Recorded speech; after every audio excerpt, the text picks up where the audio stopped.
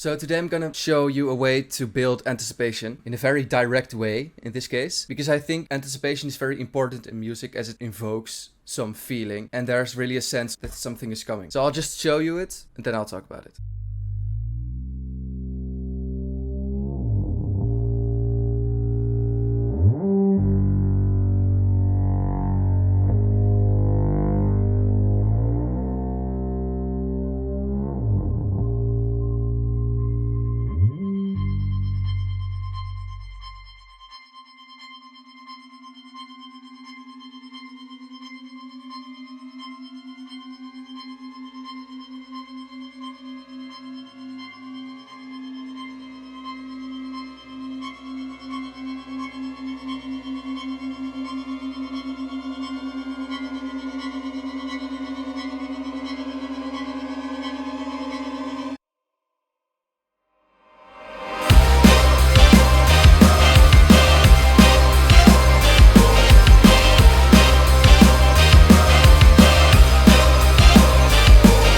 You know, it just amplifies the drop so much more. The first part, this part,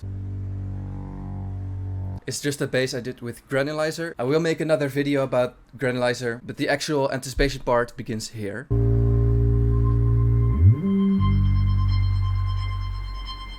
Yeah, so it starts with just a violin, which is rapidly playing in triplets. Yeah, just to build some tension already. So it's just triplets with two notes accentuated to have some rhythm. The high cut just gets released and then you can hear the violin. So eventually, violin starts playing these two notes. So C and C sharp together. And these are very dissonant. Dissonance invokes some kind of fear or uneasiness. It can be used to invoke some feeling. After some of these dissonant notes, we get even more dissonance by playing three adjacent notes together. So, and this is even more tension. Yeah, just building the dissonance and the tension. Yeah, so that was it for the violin part. Then the second thing that comes in, that's this effect.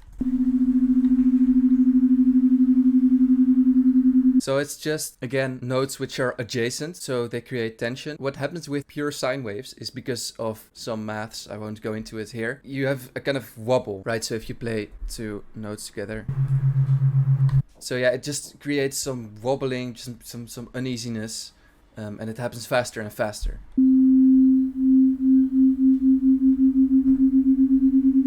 Now we also have this sound, which I called Infinity, and this is based off the what's it called? I don't know. Wait, shepherd tone. Yeah, it's basically you have rising notes in different octaves, and the lower octave comes in slowly, while the highest octave, the volume goes down slowly, so that you get this feeling of an infinite rising effect. Now there is a third thing, and that is what is this? This is a sample, a trumpet sample, and what I did was slowly decrease the prism amount. So the prism amount just moves certain frequencies closer together or further apart. I don't really know how it does it exactly, but I change this value over time so that you get this warping effect. This also rises with a sliding note. Then the final part is a choir, which I sampled. It's just a church ensemble. It just has some high cut and volume envelope. Just also some vocals which don't really sit right with the notes which are already being played, increasing the tension even more. And then I think one of the strongest points is that it all vanishes. It just stops. You have it rising and it's all coming together and then nothing. Very unnatural, and it's very, very strong effect.